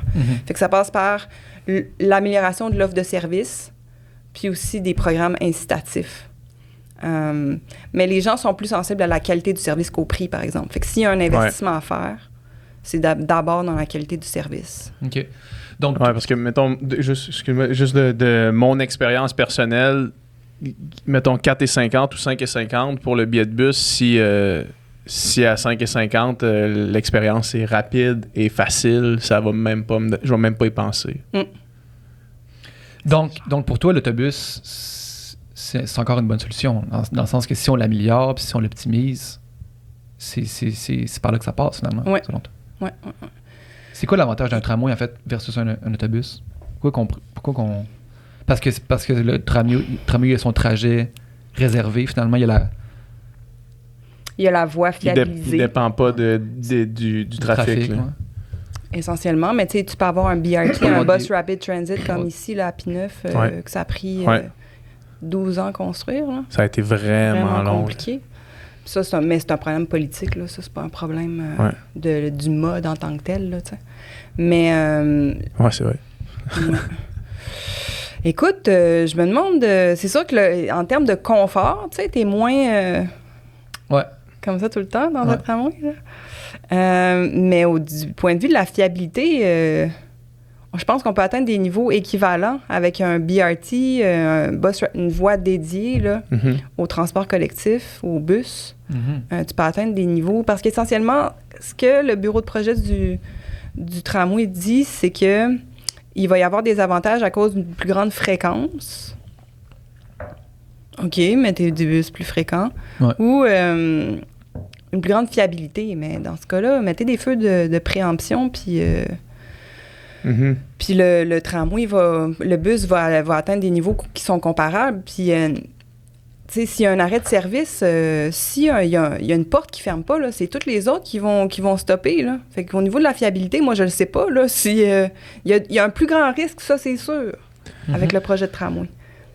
J'imagine qu'il y a aussi la question de l'électrification des autobus. Il faut que tu électrifies ta flotte d'autobus pour... Ça va se faire. Oui, c'est ça. Ça va se faire parce que le gouvernement du Québec ne finance plus de bus hybrides, finance juste des bus électriques. 100% électrique. Puis même à ça, tu sais, des bus hybrides, ça peut être une bonne option aussi, là, quand il y a des... Quand il y a des aléas climatiques, oui, exact, la capacité et tout ça, c'est pas nécessairement une mauvaise chose, les bus hybrides, là, pour la résilience du système. Puis là, on parle de bus, on parle de tramway, on parle de transport collectif, mais il y a aussi les transports actifs. À Québec, essaye de te déplacer en vélo, toi, c'est beaucoup de monde qui fait ça. C'est comme... moi, Faites-vous frapper! J'habite dans Saint-Jean-Baptiste, puis ma blonde est venue faire un mois de stage complet, puis elle travaille elle travaille à l'hôpital Laval, fait que tu sais, c'est 7,5 km, puis elle habite à Montréal d'habitude, puis elle court jusqu'à son travail tout le temps. Puis là, elle le faisait aussi, tu sais, à Québec, mais chemin Sainte-Foy tout au long, là, tu sais. Trottoir, chemin Sainte-Foy, à cause de même. Tu sais, puis chemin Sainte-Foy, il est pas beau tout le long, là. Il y a des places qui sont beaux quand t'arrives justement dans Montcalm, tu sais, mais sinon, c'est genre, il y a des grosses constructions, c'est poches, là, tu sais. Mais ouais, fait que c'est pas fait pour ça, là. Tu sais, même dans le... Tu sais, même dans l'attitude, mettons, des automobilistes envers les piétons, les cyclistes à Québec. Ouais, c'est pas la même chose. Versus à Montréal, c'est pas la même. Tu sais, à Montréal, c'est comme allez-y, puis moi je vais y aller en dernier avec mon auto, puis à Québec, c'est tassez-vous, puis c'est moi qui passe, tu sais. Ouais. Puis il y a pas si longtemps, il y avait encore des amateurs des radios qui disaient Les genre cyclistes. ouais, c'est ça, les cyclistes, puis Ils le disent encore. ouais, c'est ça. Moi, je pense que Ils oui. le disent encore. Mais je pense qu'il faut un rééquilibrage. Ils disent, c'est la guerre à l'auto, c'est la guerre à l'auto. Mais c'est parce que là, c'est du tout à l'auto. Là. Ouais. Les gens ont pas le... Tu sais, ils prônent la liberté, mais c'est parce que les gens ont pas le choix de prendre la voiture. Si on veut marcher, si on veut prendre le vélo, on peut pas. Mhm. Fait que c'est pas une guerre à l'auto, c'est la liberté de choix pour tout le monde. Là. Mhm. Pour cadrer le message un peu. Là. On est quand même Québec centriste dans les projets qu'on a abordés ouais. maintenant, là, mais pour les gens, toi, mettons, tu regardes Montréal étant une métropole internationale, là, comment est-ce que tu, mettons, sur une échelle de 0 à Seattle, mettons, je sais pas si Seattle, tu qualifies ça comme le best, là, mais genre, pour une échelle de 0 à 10, mettons, la mobilité à Montréal, puis le design pas le design urbain, mais la planification urbaine, tu la mets à combien sur une échelle de 0 à 10? Parce qu'on s'entend qu'à Québec, c'est assez médiocre. Puis si tu veux pas avoir de voiture, à moins que tu habites dans 2 quartiers, là. Mais à Montréal, ça ressemble à quoi, d'après Montréal se compare très bien, là. Ouais. Dans les palmarès, chaque fois qu'il y a des évaluations, des études comparées, on est toujours dans le top, là. Ah ouais, hein? Toujours dans le top, ouais. OK. Puis ça, c'est... À cause du métro. C'est ça, à cause du métro. Ouais, grâce au à cause métro. du métro. Grâce au métro. Grâce aussi aux nouveaux investissements, c'est le REV, le réseau Express Vélo. Là, il y a le REM. On va voir si ça se passe bien. Mhm. Puis ça coûte très cher au gouvernement. C'est ça que j'allais te demander, en fait. On parlera du REM Je sais peut-être pas, éventuellement, après. Moi, j'essaie de... Tu sais, je suis comme... Vous êtes chanceux que j'habite à Québec. Si j'habitais à Montréal... là, Vous entendrez parler du REM sur toutes les radios, là. Non, mais... Une fois par semaine à l'émission de Patrick Lagacé pour parler du REM, là. On y reviendra. Je veux juste pas embarquer OK, là-dedans. c'est bon. Je trash déjà le projet de tramway à Québec assez. Ouais. Je veux pas me mêler parce que c'est pas ma ville. Mhm. C'est Québec, ma ville. Puis le tramway, si j'habitais pas à Québec, là, j'aurais jamais la confiance que j'ai envers ce projet-là parce que je le connais. Je connais le projet comme le fond de ma poche, le milieu urbain et tout ça. Je viens pas de Montréal. Mhm. Il y a plein d'experts à Montréal. Je les laisse se prononcer sur leur projet. Parfait. Je veux pas me mêler de ce qui me regarde pas tant. OK. Ouais. Ça te regarde un petit peu quand même, mais... Un petit peu. Ouais. Ouais. Mais au niveau de la gouvernance, ça coûte très cher. Mhm. Ça coûte très cher. Puis je pense que la leçon des mandats qui ont été donnés à CDPQ Infra, la création de CDPQ Infra pour construire le REM, c'est parce que les pouvoirs publics ont beaucoup de difficultés à réaliser les sociétés de transport, les STM, le RTC à Québec, beaucoup de difficultés à réaliser des méga projets de transport. Fait que je pense la leçon de ça, c'est qu'il faut renforcer la capacité des pouvoirs publics à réaliser des grands projets d'infrastructure, au lieu de le donner au privé parce que ça nous coûte vraiment plus cher en tant que société. Mhm. Fait que je dirais juste ça. Mais le fait, mettons, que tu dis que Montréal se classe vraiment bien à l'international grâce au métro, c'est pas aussi un peu une des raisons pourquoi il faudrait investir dans des grands projets d'infrastructure? Tu sais, puis là, on peut parler on parlait évidemment du tramway. Le tramway qui est un grand projet d'infrastructure qui va être massif à faire, qui va coûter extrêmement cher, Qui va être là mais pour qui le long terme. éventuellement va être mis en place pour des années, tu sais. Mhm. Fait que, tu sais, parce que moi, mettons, je me replace...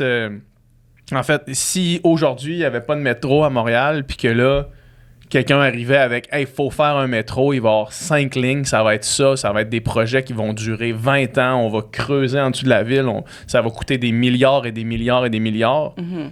Peut-être quelqu'un mettrait le pied sur le frein en disant « Hey, on a des autobus! » Tu sais, fait que comment est-ce qu'on réconcilie ces deux idées-là? Parce que j'imagine que quand ils ont construit le métro, il y avait des études qui disaient que c'était bon, puis... Ah, il n'y avait T'sais, pas tant d'études, là, ils ont dit on Fait le que, fait. ben, ils sont peut-être allés à l'aveugle, en fait. C'est encore, Ouais. ça appuie encore plus mon point, si Ouais. c'est ça le cas, de dire, hey, là, peut-être que... Puis aujourd'hui, on est content on collectivement est vraiment content d'avoir un métro parce que ça, comme tu dis, si Montréal sort haut dans les palmarès des villes grâce à ça, comment est-ce qu'on réconcilie ces deux idées-là quand on se dit, ouais, on a déjà un système de bus à Québec, on a déjà un pont à Montréal, à Place du Rem, mais en même temps, c'est des grands projets qui semblent être un investissement sur non seulement le long terme, mais le super long terme. Ouais.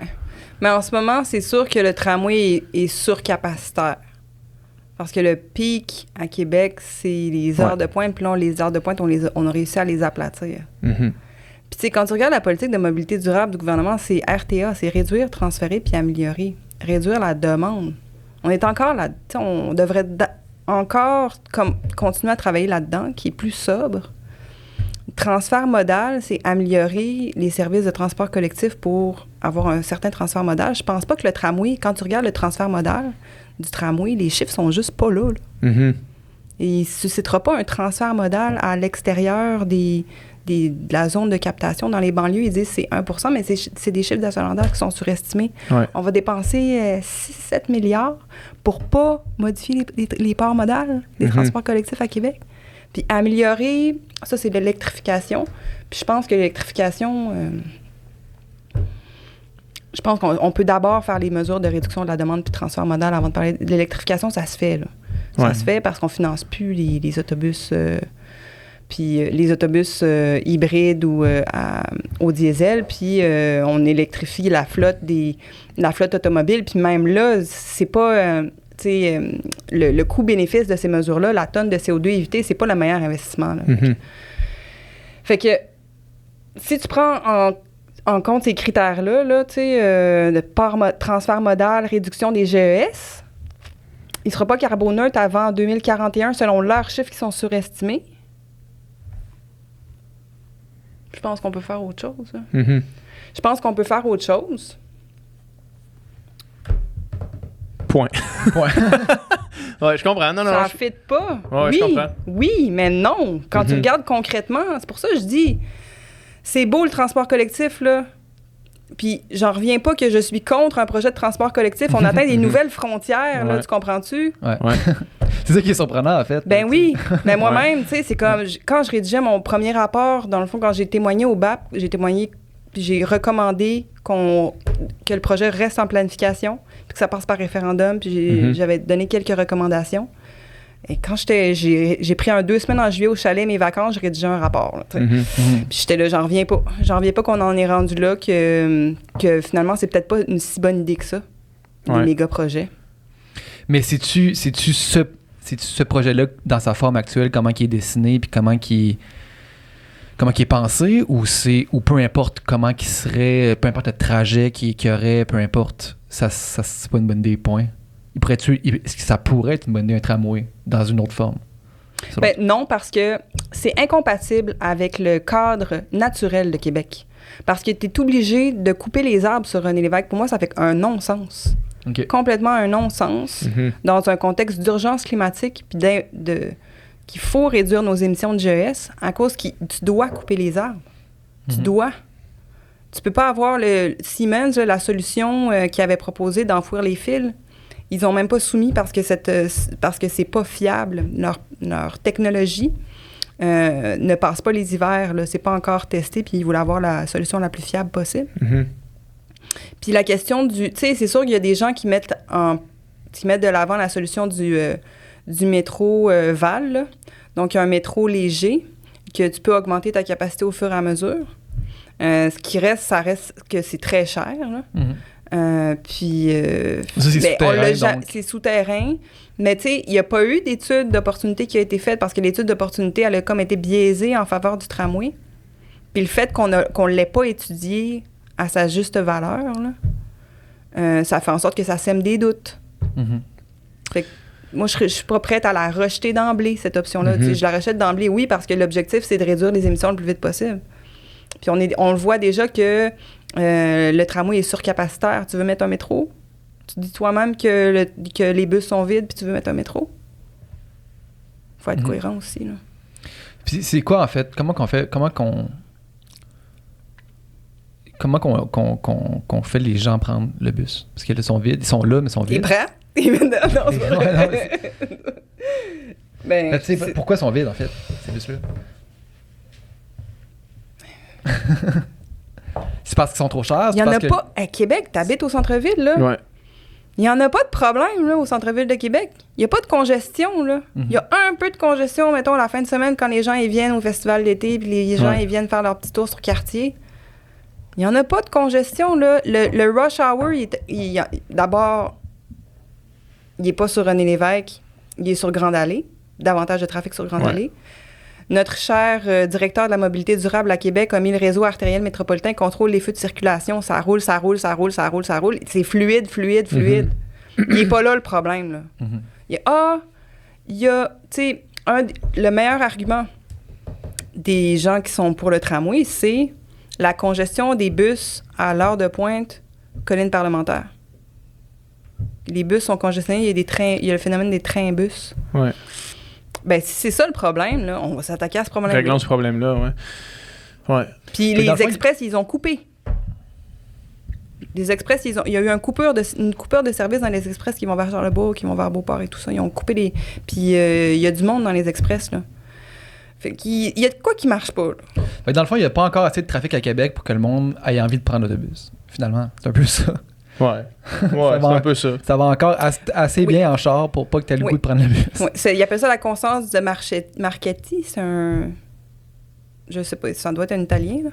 Puis les gens sont prêts à voyager 30 minutes le matin, 30 minutes le soir pour se rendre à leur domicile le matin. Donc, tant que tu fais ton 30 minutes en auto, t'es bon, là. T'as pas besoin d'avoir de transfert modal. Puis à 30 minutes à Québec, tu te rends n'importe où. Ouais. Tu te rends n'importe où, peu importe à quelle heure.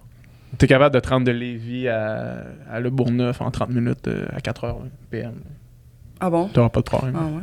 Ça, je sais pas. Ça a l'air Jean-René Dufort, il l'a fait au bye-bye. 25 minutes de la colline parlementaire à Lévis sur l'heure de pointe. Ouais, mais de Lévis à Le Bourgneuf, Non, mais à 4 heures... à 4 heures, peut-être, dans ce sens-là. En tout cas, peu importe. Ouais, peut-être dans ce sens-là, c'est ça que je me disais. Peu importe. Là, on parle... Là, on parle des villes. Ouais. On a commencé... Je t'ai posé la question sur le train. Moi, au Québec, je trouve que c'est... Tu sais, mettons, moi, j'aurais pas de char. J'habite, comme je disais, dans Saint-Jean-Baptiste. J'aurais pas de char. Ça me ferait plaisir de pas avoir de char pour ma vie de tous les jours. J'en ai même pas besoin. Tu sais, la 807 passe à côté de chez nous. C'est vraiment rapide. Je suis capable de me rendre partout à Québec sans char. Comment on fait pour... les gens comme moi, mettons, qui voudraient se délaisser de leur voiture ou pas l'utiliser, mais qui veulent, par exemple, aller en région, au Québec, aller se promener, passer de Québec-Montréal, aller dans le bas du fleuve, aller au lac Saint-Jean. Là, ça se fait pas. C'est quasiment, tu sais, si je veux aller au lac Saint-Jean, mettons, au chalet de ma mère, il faut que j'aille, faut que je prenne l'autobus jusqu'à Alma, puis là, il faut que quelqu'un vienne me chercher. Puis là, je fais 30 minutes de char avec ma mère, mettons, à la place de juste me rendre. Comment on fait? C'est quoi un réseau de transport qui est efficace au Québec en entier, selon toi? C'est une super Ça bonne passe par question. quoi? Ouais. T'sais, on a vu beaucoup de propositions pendant la campagne électorale. Il y avait des réseaux de trains qui faisaient tout le Québec. Là. Je pense que c'était Québec Rail, c'était la proposition de Québec solidaire, qui apparaissait comme une super solution, mais encore une fois, un énorme projet. Puis est-ce qu'il y a vraiment tant de monde que ça qui prendrait le train jusqu'à Gaspé? Là, L'hiver. Ouais, genre... Qui ira en Gaspésie l'hiver à partir de Montréal, tu sais, de faire un chemin, une voie ferrée jusqu'à là-bas pour 2 personnes, c'est quand même du stock, là. Mais puis, surtout que même, par exemple, certaines villes en périphérie de Montréal ont de la difficulté à se rendre, par exemple, au métro de Longueuil, au réseau offert par la RTM, juste au service d'Exo, par exemple, tu sais. Puis Montréal, c'est très dense, il y a une bonne densité de population. Mais je pense que les options, ce qu'on voit à Québec, par exemple, le Flexibus, le transport à la demande, comme quand tu fais des réservations pour qu'un minibus vienne te chercher puis va te porter à ton point de destination ou à un arrêt d'autobus. Ça, c'est hyper populaire. Fait que ça, des options de transport à la demande dans les endroits qui sont plus de banlieue. Ça peut être une bonne option. Il y a plusieurs villes en région qui commencent à implanter des réseaux de navettes de transport collectif. Dans Charlevoix, il y a 2-3 lignes qui ont été implantées depuis l'automne. Très convenient. Des petits midibus. Puis ça, ben, c'est les élus locaux, là, c'est les MRC qui peuvent mettre ça en place. Des régies intermunicipales. Il y en a une Gaspésie-la-Madeleine. Donc ça, je pense qu'il y a de plus en plus de transports en région. Mais le transport interurbain, ça, c'est une autre paire de manches. Ouais. Dès que tu sors du corridor Québec-Montréal, là, ouf. Ouais. Ouf. Ça, c'est le privé. C'est le privé. Puis, tu sais, dans le fond, très difficile de trouver des seuils de rentabilité. Fait qu'on réduit au maximum, tu sais, Intercar qui faisait le service, là, toute la Côte-Nord et tout ça, ils ont vraiment réduit leur offre de service, c'est fou. Donc, il faut que le gouvernement intervienne, il faut subventionner ce transport-là parce que les transporteurs privés ne donnent pas le service. Donc, je pense que ça devrait être une priorité, là. Ouais, puis c'est aussi l'accessibilité parce que moi, mettons, je viens ici à peu près 2 fois par mois. Si je prenais juste le transport en commun 2 fois par mois, Québec-Montréal, c'est mon paiement de char. En 2 allers-retours. Ça fait pas de sens, là. C'est complètement débile de penser que le monde vont changer leur habitude quand c'est ça la réalité, là. Tu sais, ça coûte quasiment 180$ aller-retour Québec-Montréal. Mais ça, c'est un problème. Le fait que l'accès au crédit pour l'achat de voiture soit si facile, là, ça, c'est ce qui contribue au nombre de véhicules par ménage et tout ça. Puis là, c'est là que l'écofiscalité entre dans le portrait. Okay. Augmenter le coût d'avoir une voiture là, pour envoyer un signal de prix, là, pour diminuer l'avantage comparatif de l'automobile comparativement au mode de transport collectif. Là. Fait que, d'après toi, c'est de le mettre de l'autre bord à la place de descendre le prix parce qu'on dirait avoir un char, ça coûte cher. Là. Je comprends ce que tu veux dire de comme... Tu sais, moi, quand j'étais allé à Singapour, puis à Singapour, il y a une taxe, c'est comme 20 000$ par année pour juste pouvoir acheter un char, tu sais. Fait que genre, tu payes 20 000$ pour après ça payer ton char. Fait que le monde sont dans le souterrain, là, tu sais. Il y a personne, tu vois, il y a 2 voitures, puis c'est des Lamborghini, mettons, là, que tu vois se promener dans le centre-ville de Singapour. Sinon, tout le monde, c'est comme des fourmis dans le réseau souterrain, là. Mais ça, il me semble que de monter le prix d'un char, c'est que, ben, dans le fond, j'imagine que moi, j'en aurais pas, là, tu sais. L'immatriculation. Ça serait ça, ça serait ça que ça ferait, effectivement. Fais les deux, dans le fond. Comme ils vont faire dans la grande région de Montréal, les droits d'immatriculation, les villes de la CMM vont percevoir un 59$ à partir de 2024. De plus que les droits d'immatriculation de la SAAC. Puis ça va servir à financer les transports collectifs. Fait que tu fais les deux en même temps. Tu alignes les incitatifs puis les mesures dissuasives. Ouais. La voiture électrique, c'est de plus en plus accessible et efficace et avec une autonomie de plus en plus intéressante, tout ça. Puis ça va probablement continuer dans cette direction-là. Selon toi, en termes de réduction des GES, c'est-tu une solution intéressante, la voiture électrique, ou c'est un plaster sur un bobo?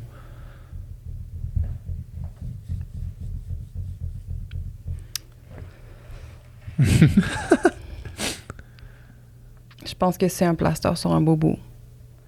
Puis quand on regarde la croissance de la demande en minéraux, en terres rares,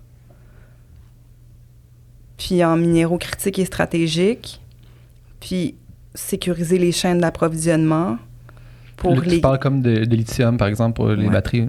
Ouais. Moi, ça m'inquiète tellement. On est encore dans une dynamique extractiviste. Les claims miniers, les stratégies, parce que là, c'est la nouvelle géopolitique mondiale là, qui est comme une reconfiguration. Là, puis, il y a les relations internationales du Canada qui s'ajustent en fonction de ces besoins-là en approvisionnement en matériaux critiques et stratégiques pour avoir une plus grande indépendance, pour sécuriser les chaînes d'approvisionnement. OK, oui. D'un point de vue environnemental, non. idéalement, non. Il faudrait laisser les ressources dans le sol. Mhm. Il faudrait réduire au maximum notre demande d'énergie fossile et de ressources non renouvelables. Mais là, si on embarque dans des considérations géopolitiques, là, puis de sécurité nationale, là, ben peut-être qu'il faut, à quelques endroits, en prélever des ressources naturelles. Où, comment, combien, qui, redistribution de la richesse, autochtone, parlons-en. Mais là, personne n'en parle. C'est pas transparent. Il n'y a pas de vision. Il y a une vision, mais c'est pas connu des gens. Puis les gens qui en subissent, ben c'est les gens, OK, hey, on va acheter des claims miniers pour pas que ça soit développé. C'est vraiment au niveau micro-local, mais il n'y a pas d'organisation nécessairement au niveau national puis de mise en commun des ressources puis de mobilisation et tout ça.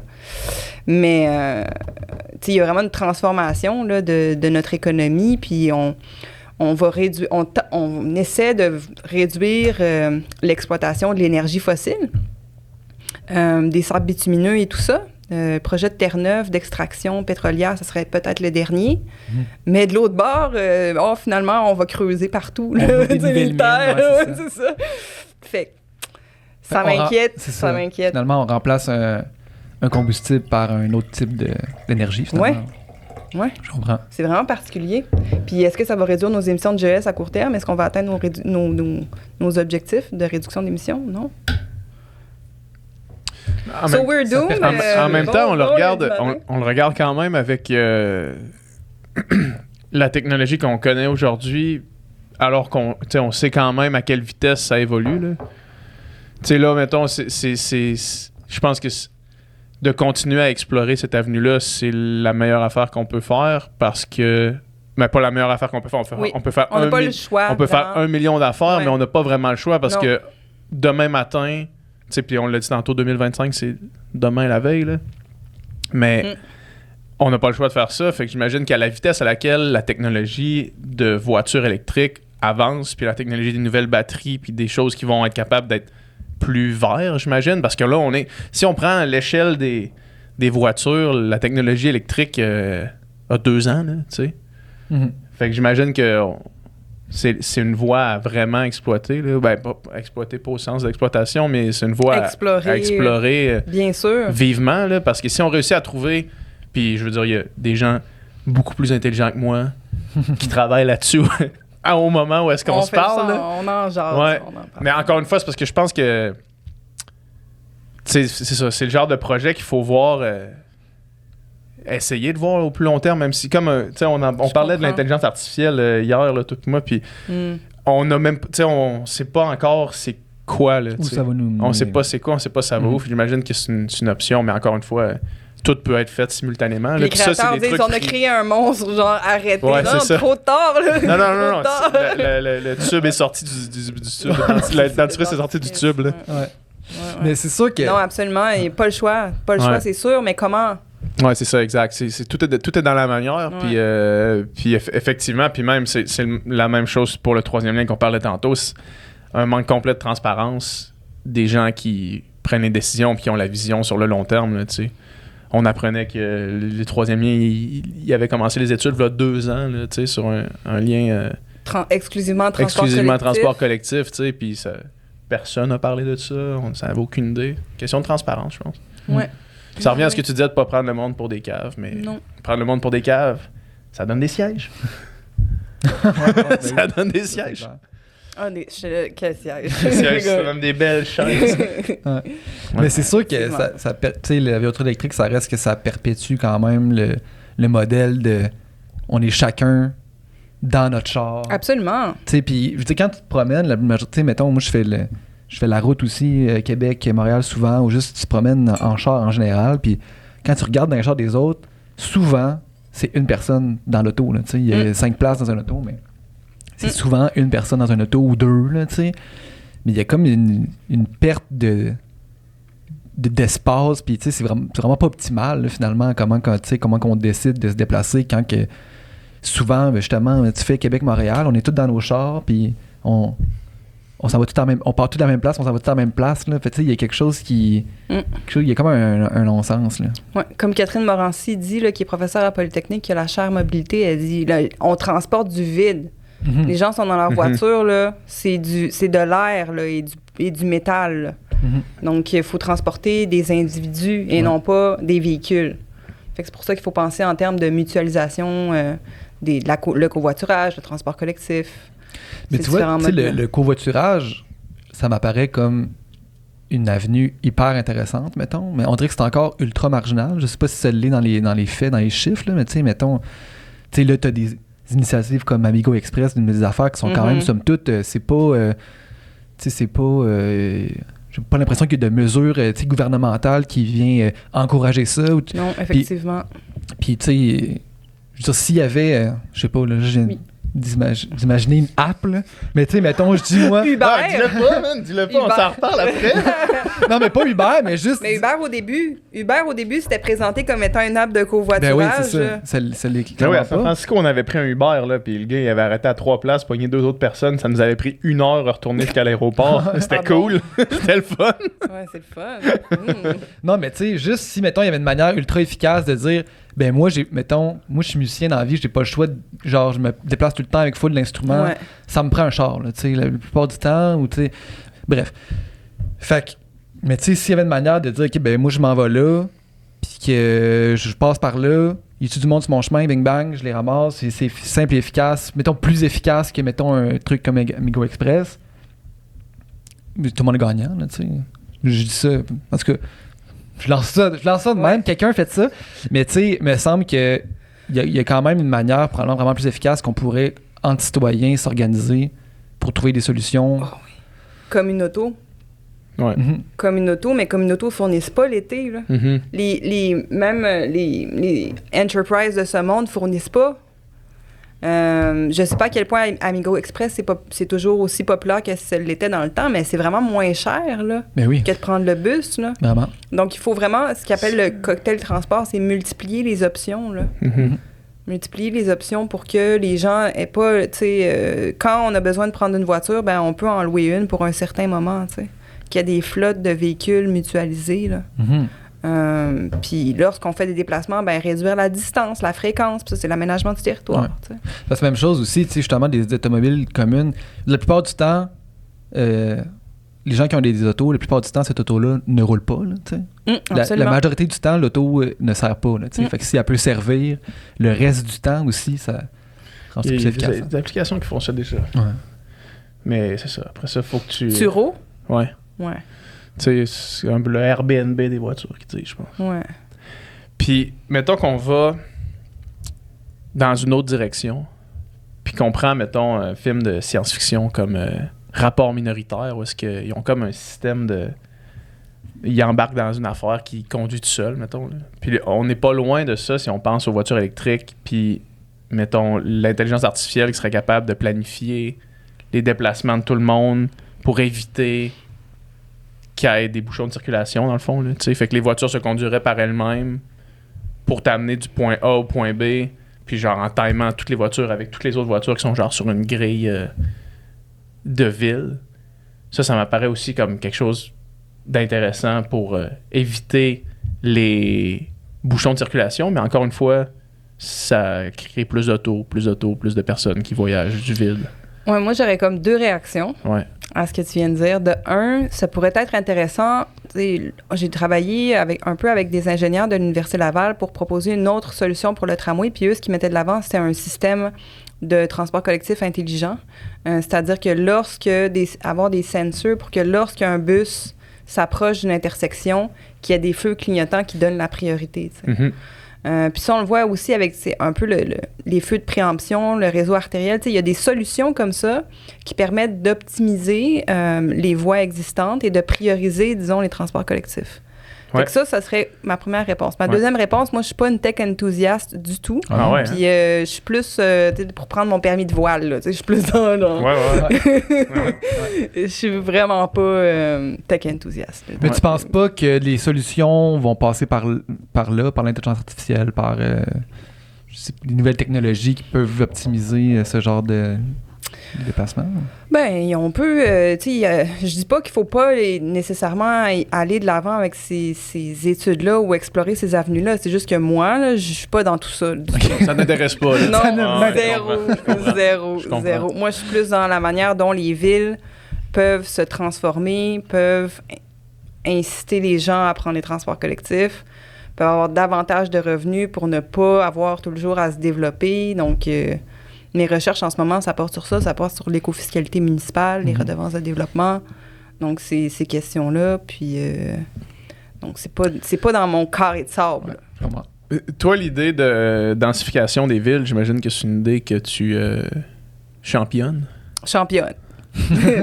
Mais c'est... Oui. Ouais, puis moi, j'ai de la misère, on en a parlé souvent sur le podcast, mais j'ai de la misère à réconcilier l'idée... je deviens anxieux à penser à ça. On dirait que ça me rend anxieux de penser à genre... Quel type de densification aussi, là? Parce que ça prend quand même un accès, là. Ça prend un accès au parc. Mais oui, la densification... Ouais, mais un parc. Au grand parc. Au petit parc. Qu'est-ce que tu veux dire, un grand parc? C'est quoi un grand les parc? grands parcs. Il faut avoir accès au fleuve, il faut avoir accès au Mont-Royal, il faut avoir accès aux plaines d'Abraham. Il faut que tout le monde ait accès à quand même des espaces où être en nature. Là. Mm-hmm. Donc oui, la densification, mais pas n'importe comment. Là.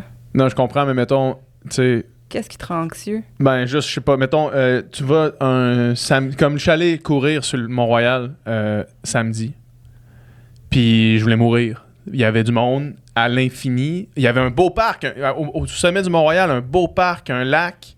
Il y avait du monde. Comme quand tu vois des photos sur une plage, là, genre au Spring Break là, à Miami. Là. Du monde, t'as ton tapis de pique-nique, là, puis t'as ça entre les tapis de pique-nique de familles qui se connaissent pas pantoute, tu sais. Ça, pour moi, c'est pas une vision saine d'un balade parc. En forêt tout seul. Non, c'est ça, tu sais. L'accès à la nature? Ouais, l'accès à la nature, mettons. On dirait que c'est ça qui me... Tout le monde a un chalet! C'est ça, ce serait ça. Tout le monde a un chalet. Tout le monde a un chalet, puis que tu dois prendre ton char puis pour aller, puis l'hiver, un VUS. Je pense pas que c'est une bonne solution non plus. Là. Non, c'est pas une bonne solution non plus. Fait qu'il faut comme abandonner cette idée-là d'accès à la nature, quasiment. Là. Je pense pas, non. Comment est-ce qu'on la met ensemble?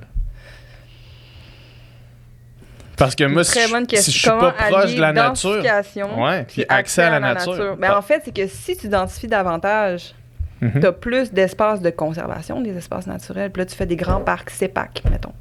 Les gens là, qui louent l'été des chalets à la CEPAC, là, c'est vraiment extraordinaire. Là. Ce sont des beaux endroits, c'est public, c'est pas trop cher. Mm-hmm. Donc, ça serait ça ma réponse. Si tu densifies, tu as moins besoin d'espace pour l'unifamilial et tout ça. Tu peux te permettre de conserver des espaces naturels et d'avoir un accès public à ces espaces naturels-là. Ça serait ça ma réponse. Faudrait que j'y réfléchisse. Parce que j'ai l'impression que ça ferait que bonne chance pour essayer de te trouver un chalet à CEPAC là, le week-end. C'est pas super.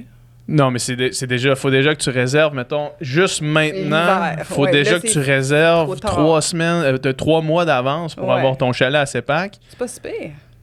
3 mois d'avance?